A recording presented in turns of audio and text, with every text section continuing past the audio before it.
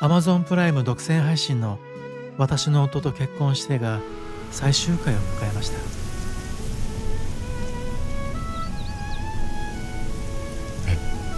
大丈夫ですか？あ、はい。人は誰かを愛し、その人を失い、自分の命をも失い、もう一度チャンスを得られるとき、その人のために命を懸けることができるのでしょうか。そしてその人は命を懸けてくれたことに気づかないかもしれません。大丈夫ですか？あ、はい。僕は死んだんですか？一体どれだけの人が後悔もなく人生を全うできるのでしょうか。どれだけの人にチャンスがあるんでしょうか。このタクシーはね、どこへでも行けるがいちゃ。お客さんどこに行きたいけ？この作品の中でも貴重なシーンの一つだと思います。少し語らせてください。お相手は私、周作です。天国それとも何か心残りでもある？私はこの作品の中でも特にタクシー運転手のお父さんが大好きです。皆さんの理想とする父親はどんな人でしょうか。強い人でしょうか。お金持ちでしょうか。会社で偉い人でしょうか。何より愛情を注いでくれますでしょうか。そしてこの二人は大きな共通点があるように思います。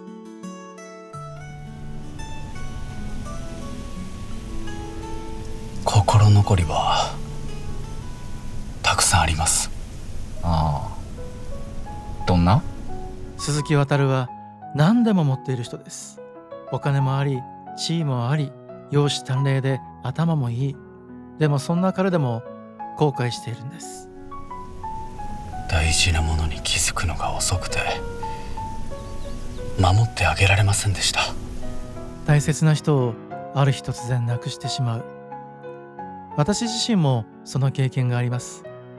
事故で亡くなったんですが、どうしようもなかったとしても、どうしてあの時守ってあげれなかったんだろうと思います。そういった経験もあり、この作品を思い入れを持って見ていました。なら今度は道間違わんといてな。え？ちょっと手出してま。ほらなら今度は道間違えんといてなと言った言葉は、おそらく彼の言葉の中では最も強い言い方だったのではないでしょうか。でもその後はすぐ朗らかに笑って大量のキャンディーをくれました。手からあふれんばかりのキャンディーでした。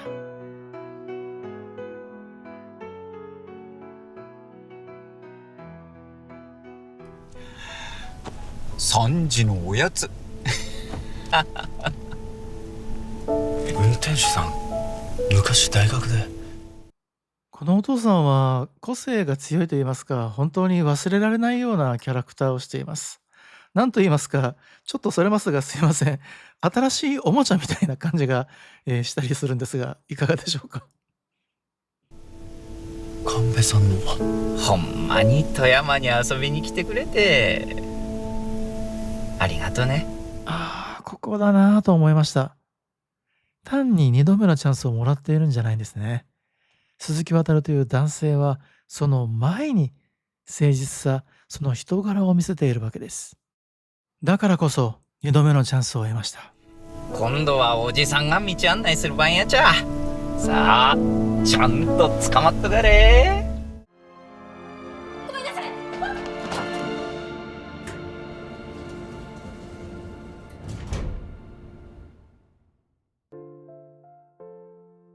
私が改めてこのシーンを見て思うことがあるんですけれど、佐藤健さん演じる鈴木渉は10年の時を戻りました。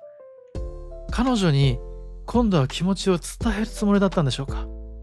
会社ではあくまでも鈴木部長であり、そもそも神戸の視野にも入っていません。彼自身の最優先事項は神戸の命を守ること。この10年間時を戻して彼女の人生を守ってみせるという、そのために計画を立てているわけです。しかしここで予想もしないことが起こりました。神戸自身もいわゆる未来の記憶を持ったまま2度目の人生を歩んでいました。なので過去のミスを修正してくるわけです。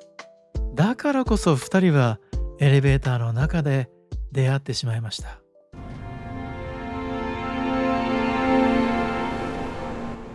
僕の夢は叶いました。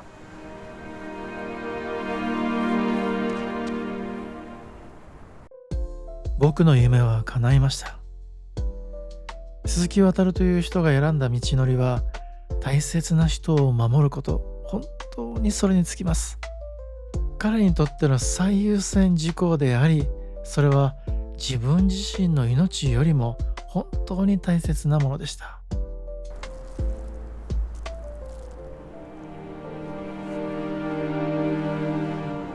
僕の2度目の人生に悔いはありません。2度目の人生は身代わりが必要である。それならば彼女のために自分自身の命を捧げようと、その決意はみじんも揺らぐことがありません。そう思えるほどに誰かを愛し、誰かに愛される。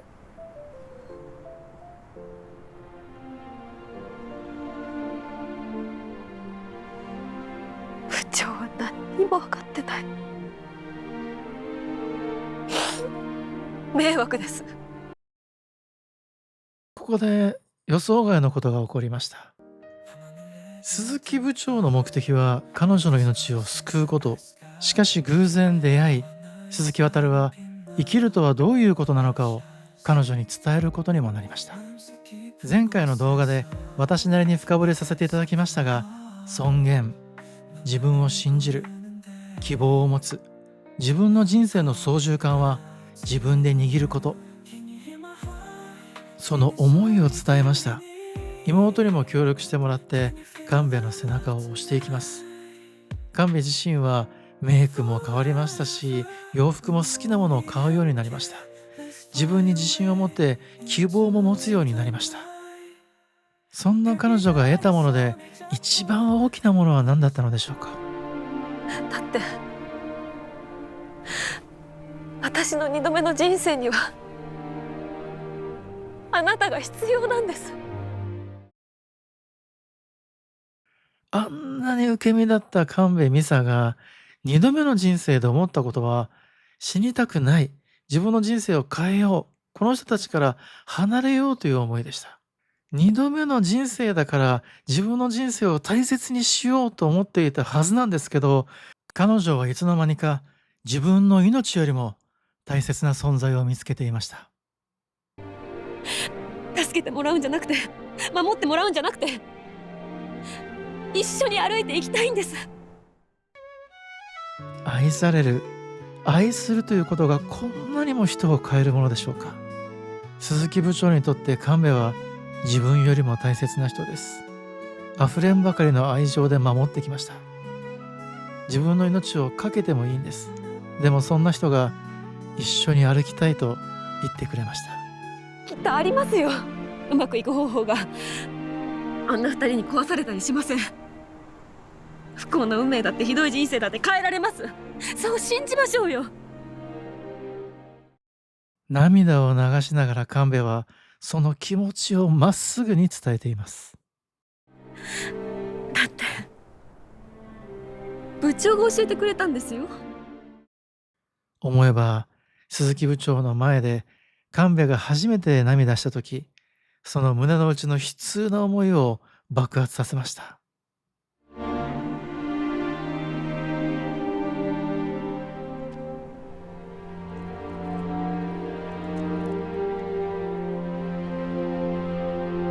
小さい頃、甘いおやつを口に入れた瞬間は信じられたでしょ。大きく成長した神戸、この時には何かしら母性も感じるかのような、鈴木部長に対してまるで自分の子供に諭すかのような、そんな言い方にも見えました。私たちは幸せだって。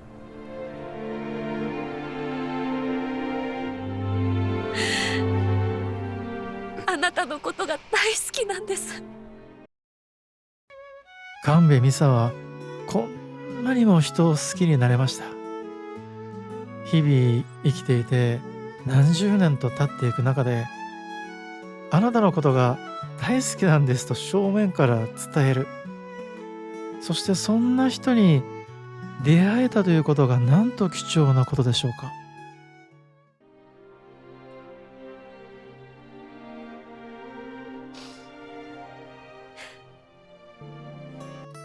この時に私は思ったんですね。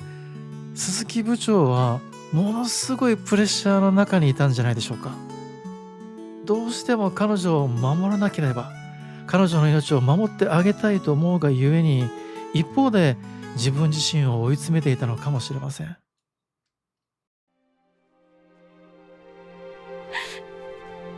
一緒に生きようよ。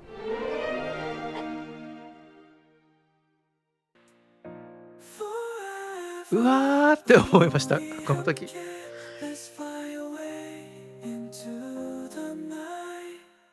なんでこんなにうわーって思ったのかなって考えてみたんですけど、この作品は始まってからずっと鈴木部長が引っ張ってきてたんですよ。全てにおいてずっと考えて計画して、いかに神戸を守るか、彼女のためにこの命を捧げるかって思ってきたのに、最後の最後で神戸がこんなにも成長して感情を爆発させて、あなたのことを私はこんなにも大好きだから一緒に生きてほしい、一緒に歩きたいだなんて言うようになってしまった。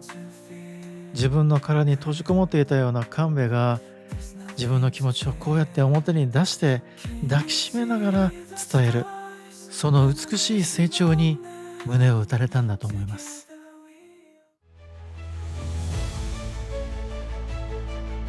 この作品は本当に俯瞰が多かったですよね。上からの撮影なんですが、そのどれもが美しくて印象的でした。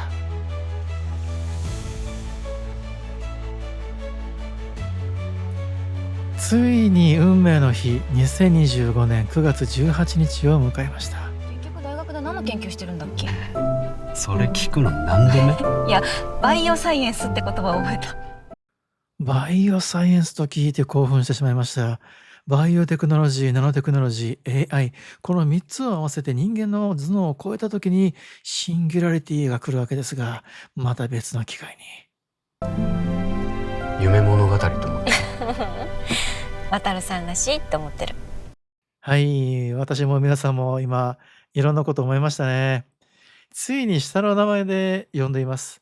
そして多分2人は状況によって敬語になったりタメ口になったり、いろいろとこのシチュエーションに合わせて変えてるのかなっていう気もしました。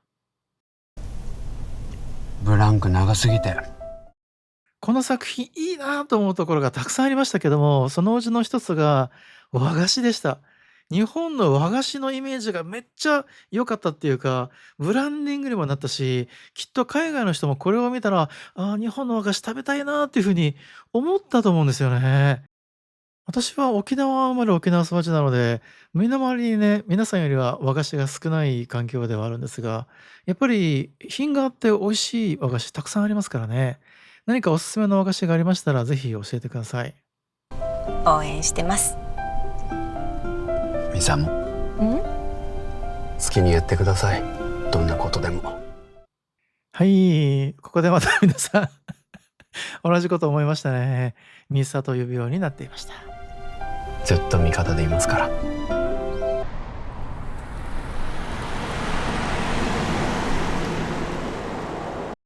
お父さん、ありがとう。甘くなりましたか？とてもいい眺めです。二人にとって大切な日にこの場所を選んだようです。おかげさまで。2025年9月18日。一度目の人生が終わった日。一度目の人生の壮絶具合がやばかったですね。そして二度目の人生も同じように壮絶でした。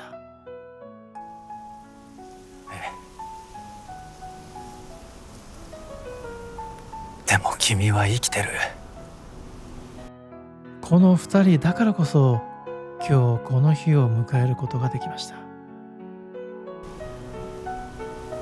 今日が終わって明日が来る。そうだね。私はこの時二人にとってこの日はゴールでもあるけれど、鈴木渡にとってもこの日は大切な日と決めているのかなというふうに感じていました。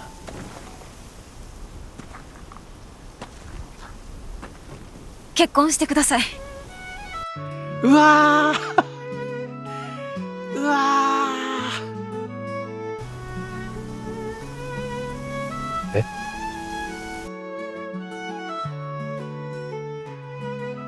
うわーまさか。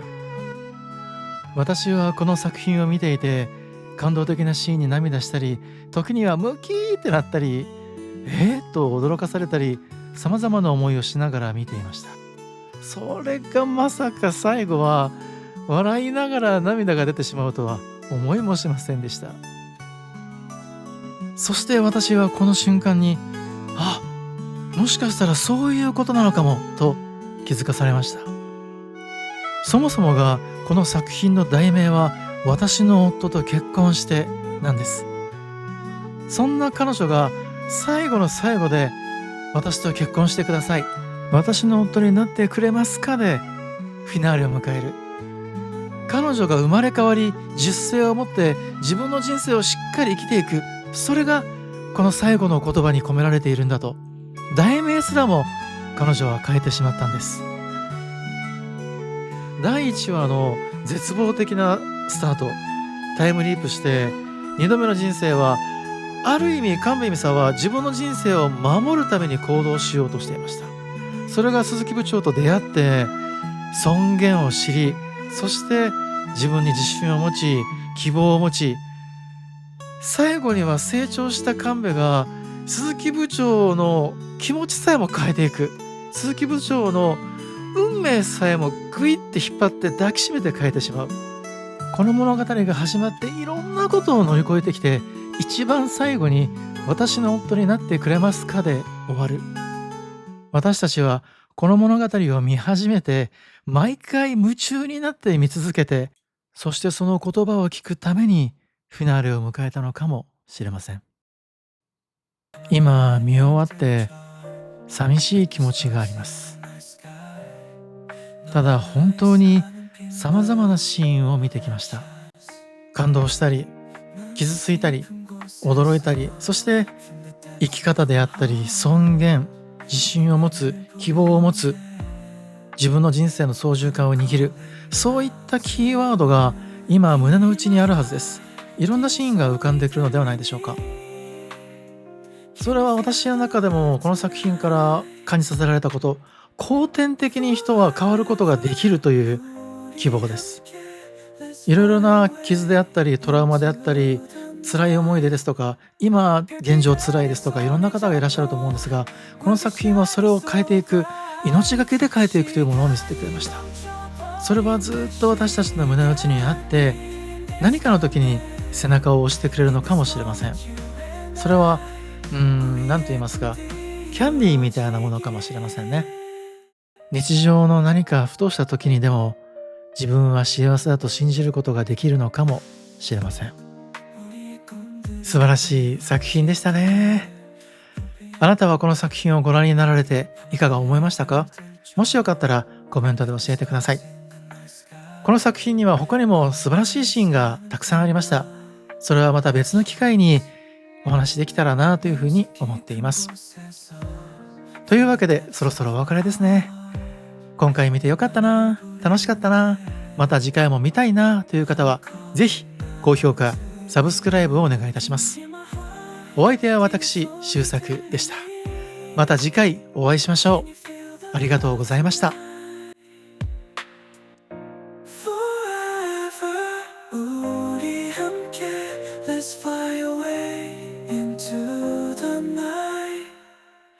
Baby, that is only Japan. We'll be shining so bright.